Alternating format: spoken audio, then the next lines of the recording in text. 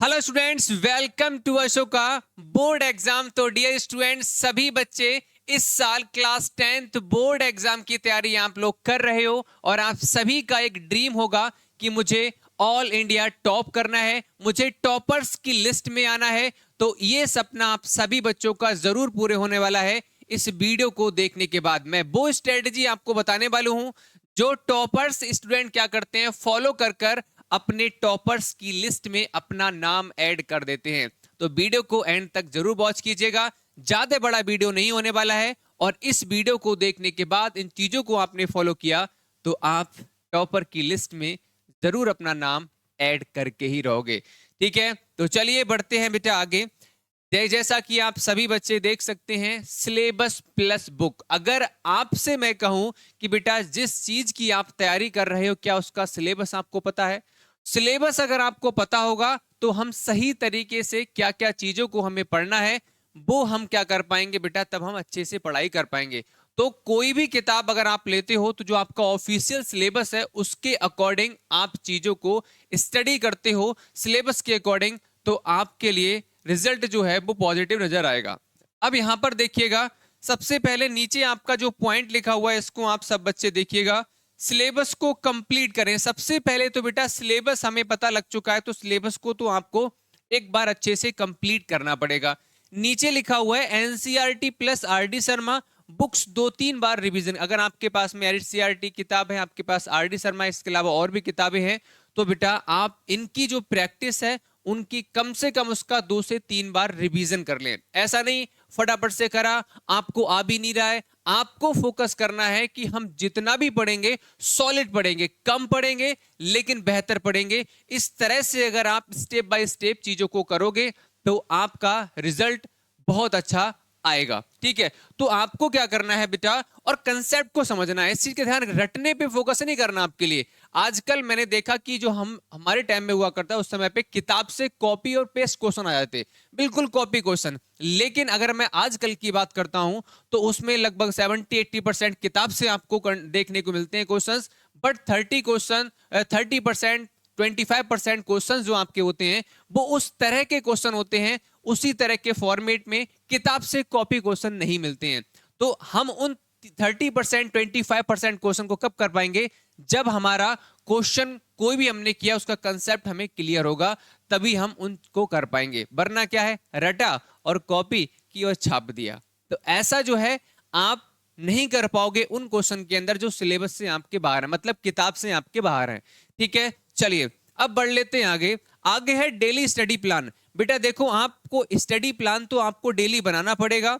ठीक है, डेली 5-6 घंटे स्मार्ट स्टडी करनी पड़ेगी। सर 5-6 घंटे हम कैसे कर लेंगे? सर स्कूल जाते हैं, उसके बाद सर हम क्लासेस को ज्वाइन करेंगे, फिर एक्स्ट्रा 5-6 घंटे उनको पढ़ेंगे। तो मैं कहूंगा नहीं, आपको किस पे फोकस करना है, आपकी जो क्लासेस चल रही हैं, ये देखो स्कूल तो जाओगे ही जाओगे, उसको हटा के आप कोचिंग पढ़ते होगे या ऑनलाइन या ऑफलाइन, तो उसके साथ में अगर मान लो 2 घंटे आप कोचिंग कर रहे हो, किसकी, स्कूल वाली, ऑफलाइन या ऑनलाइन, इसके साथ में आपको 3 घंटे जो एक्स्ट्रा बचे उनमें सेल्फ प्रैक्टिस आपको करनी है, जो सब्जेक्ट आपने पढ़े हैं। आगे लिखा हुआ है सभी सब्जेक्ट को रेगुलर टाइम तो बिल्कुल देना पड़ेगा। आप कहो कि भाई देखो मेरा सब्जेक्ट जो है फेवरेट है वो मैथ्स है और मैथ्स को ही मैं ज्यादा टाइम दूंगा और बाकी सब्जेक्ट को मैं छोड़ दूंगा, तो टॉपर की लिस्ट में तो छोड़ो, आप नीचे से टॉप जरूर कर जाओगे, बिल्कुल कर जाओगे भाई। ऊपर से टॉप करने के लिए आपको हर एक सब्जेक्ट को इक्वली इक्वली टाइम देना पड़ेगा और रेगुलर देना पड़ेगा। और रेगुलर आसानी से आप दे सकते हो भाई। देखो आजकल क्या होता है, चाहे वो कोचिंग में पढ़ा रहे हो, तो मान लो मैथ्स की बात करें तो मैथ्स में मैक्सिमम 10 क्वेश्चन हो जाएंगे घंटे के अंदर, 9, 10, 11, 12 क्वेश्चन हो जाएंगे स्टार्टिंग के टाइम पर। उन 10 क्वेश्चन की प्रैक्टिस आप कितनी देर में कर लोगे? मुश्किल से आधे घंटे में, 25 मिनट में आसानी से कर पाओगे आप लोग। इसी तरह से हर एक सब्जेक्ट का अगर पढ़ाया जाता है स्कूल में या कोचिंग में, तो बेटा उसके लिए 2 पेज 1 पेज होता है, उनको रेगुलर अगर आप टाइम दोगे तो आपको बहुत ज्यादा बेनिफिट मिलने वाला है। वीक सब्जेक्ट पर ज्यादा फोकस करना है, बिल्कुल भाई। जिसमें हमका इंटरेस्ट होता है उसको तो फटाफट से मेहनत से बहुत हम लोग पढ़ाई करते हैं, उस सब्जेक्ट को बहुत टाइम देते हैं। लेकिन जो हमारा वीक होता है भाई, जिसको टाइम देना चाहिए एक्चुअल में, उसी को टाइम हम लोग नहीं देते और इसी वजह से हमारी परसेंटेज भाई बहुत डाउन हो जाती है। जो हमारा फेवरेट सब्जेक्ट है उसमें तो बहुत अच्छा स्कोर होता है, लेकिन जो हमारा वीक सब्जेक्ट होता है वो उतना ही हमारा स्कोर नीचे लेकर आ जाता है, परसेंटेज को डाउन कर देता है। तो इन चीजों पर जरूर बेटा फोकस करें, नहीं तो आप परसेंटेज डाउन आपकी रहने वाली है। चलिए आगे लिखा हुआ है प्रैक्टिस स्ट्रेटजी। अगर मैं प्रैक्टिस स्ट्रेटजी की बात करता हूं तो बेटा प्रैक्टिस आपको कैसे करनी है। देखो प्रीवियस ईयर क्वेश्चंस जरूर लगाओ, बिल्कुल लगाओगे सर, इससे क्या बेनिफिट मिलेगा? इससे बेनिफिट ये मिलेगा जो हमारे क्वेश्चन एग्जाम में आए हुए हैं वो हमें बताएंगे कि किस किस तरह के क्वेश्चन एग्जाम में आते हैं। उस तरह के क्वेश्चन अगर हम करेंगे तो हमारा एग्जाम जो मेन होगा उसमें उस तरह के क्वेश्चन को आसानी से कर पाएंगे। आगे लिखा हुआ है मॉडल पेपर सॉल्व करो। मॉडल पेपर आपको ये एग्जाम के टाइम जब आपका आए, जब आपका सिलेबस एक बार कंप्लीट हो जाए तो पूरे पूरे सेट लगाओ आप। जैसे इस साल आपका जो एग्जाम हुआ है वो आपके पास मॉडल पेपर होगा, इससे पहले एग्जाम हुआ होगा वो होगा, तो पूरे पूरे सेट लगाओ। ये कब लगाओगे? जब आपका बेटा सिलेबस एक बार कंप्लीट हो जाएगा। राइटिंग प्रैक्टिस करो, प्रेजेंटेशन इंप्रूव बिल्कुल करना पड़ेगा। देखो आपका ये जो आपका पेपर है ये आपका ऑब्जेक्टिव बेस्ड तो नहीं है कि भाई आपने क्वेश्चन नंबर 1 काला गोला किया, क्वेश्चन नंबर 2 वाला नहीं है, OMR बेस्ड नहीं है। ये कैसा पेपर है? एक रिटन पेपर है आपका, आपको लिखना पड़ेगा। जितना अच्छा राइटिंग में आप लिखोगे तभी आपको राइटिंग के भी कह सकते हो नंबर यहां पर आपको देखने को मिलते हैं। सामने वाला कॉपी चेक करेगा, उसको ठीक लगेगा, अच्छा लगेगा दिखने में, तो भाई नंबर वो आपको एक आध एक्स्ट्रा देगा। तो आपको ध्यान रखना है, राइटिंग प्रैक्टिस जरूर करनी है और अच्छे से करनी है, ठीक है, अच्छे से करनी है। चलिए आगे बढ़ते हैं, रिवीजन प्लान। अब आपको रिवीजन कैसे करके करना है बेटा? हम पढ़ तो रहे हैं बहुत अच्छे से, रिवीजन आपको रेगुलर बेसिस पे करना है। और जो हमने यहाँ पे लिखा हुआ है वीकली रिवीजन करो, संडे बेस्ट है। देखो कैसे हमने पढ़ा, Monday, Tuesday, Wednesday, Thursday, Friday, Saturday, हम 4 से 5 घंटे हर डेली प्रैक्टिस कर रहे हैं। और संडे को आपके पास पूरा दिन फ्री होता है, आपकी कोचिंग भी ऑफ रहती है, आपका स्कूल भी ऑफ रहता है।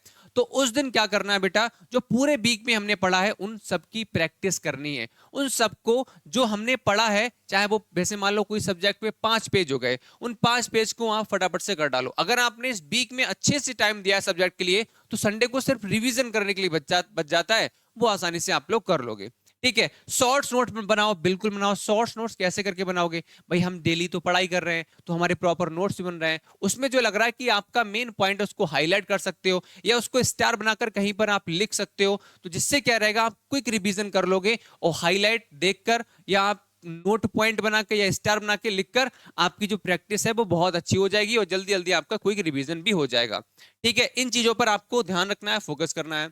आगे फोकस और डिसिप्लिन बहुत जरूरी है बेटा। हम कोई भी, जैसे अभी मैं आपको पढ़ा रहा हूं, ठीक है, और मैं पढ़ाते पढ़ाते मैं मोबाइल चलाने लगूं तो भाई आपका वहां पर नुकसान हो जाएगा, मैं पढ़ा भी नहीं पाऊंगा और ठीक से मोबाइल भी नहीं चला पाऊंगा। इसी तरह से आप जब पढ़ाई कर रहे हो तो आपका फोकस कहां होना चाहिए? उसी सब्जेक्ट पर जो आप पढ़ाई कर रहे हो, या मेरी क्लास अगर आप देख रहे हो तो जो क्लास में आपको पढ़ाया जा रहा है उस पर फोकस होना चाहिए। उस समय पे आपको कोई डिस्टरबेंस नहीं चाहिए। तो फोकस्ड होके, और डिसिप्लिन आपके अंदर क्या होना चाहिए? डिसिप्लिन किस तरह का?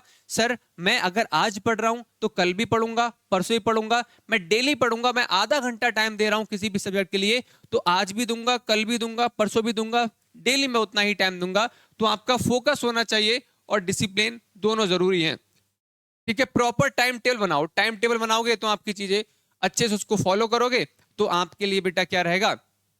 आपकी पढ़ाई अच्छी हो पाएगी, हर एक सब्जेक्ट को प्रॉपर टाइम दे पाओगे, ठीक है। मोबाइल डिस्टर्बेंस से दूर रहे। मोबाइल बेटा चलाओ, बहुत जरूरी है।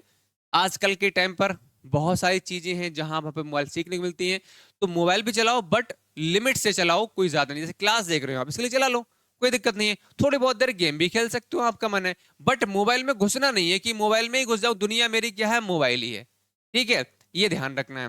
तो ये था आप सब बच्चों के लिए एक स्ट्रेटजी। आप सभी बच्चे क्या करिएगा, इस स्ट्रेटजी को फॉलो करिएगा। सिलेबस आपको सबसे पहले कंप्लीट करना है, जो किताब आपने आपके पास में उसका रिवीजन 2 से 3-4 बार वो करना है आप सब बच्चों के लिए। उसके बाद में जैसे रिवीजन हो जाए तो आपके लिए देखो डेली तो प्रैक्टिस करनी है, साथ साथ में आपके लिए मॉडल पेपर लगाने हैं, PYQ जो प्रीवियस ईयर क्वेश्चन है वो भी आपको लगाने हैं। इन सब चीजों को अगर आप फॉलो करते हो तो आपके लिए भाई ध्यान रखना, टॉपर की लिस्ट से बाहर नहीं आने वाले हो। और मैं आप सब बच्चों को बेटा बता दूं, ये मैं यहां पर आपके लिए वीडियो में शायद हो सकता है फर्स्ट या सेकेंड टाइम आपको दिख रहा हूं, ऐसा नहीं है, बहुत सारे बच्चों को पढ़ाया है। और आप ट्रस्ट कर लो, इस बार मैथ्स वाला सेक्शन कहां मिलेगा? अशोका बोर्ड एग्जाम पर आपको देखने को मिलेगा। और मैथ्स में आपका पूरा कंप्लीट कराऊंगा और तुम जब पढ़ोगे ना तो खुद आप कहोगे, फैन हो जाओगे। इतना बेहतर पढ़ाऊंगा, चाहे तुम जीरो हो मेरे पास चले आना, मेरे पास चले आना, मैं तुम्हें जीरो से और मैथ्स में 100 नंबर तक पहुंचा के रहूंगा। ये मेरा प्रॉमिस आप सबसे है। इस चैनल का नाम याद रख लीजिएगा, अशोका एग्जाम गुरु। ये सभी बच्चे सब्सक्राइब जरूर कर लेंगे इस चैनल के लिए, ठीक है। वीडियो पसंद आई हो तो वीडियो को लाइक कर दीजिएगा, शेयर और चैनल को सब्सक्राइब जरूर करेंगे। कमेंट सेक्शन बताएंगे कैसा लगा वीडियो, आप पूरा कंप्लीटली वॉच किया तो बोलो यस और नहीं किया तो नो, ठीक है। Bye bye.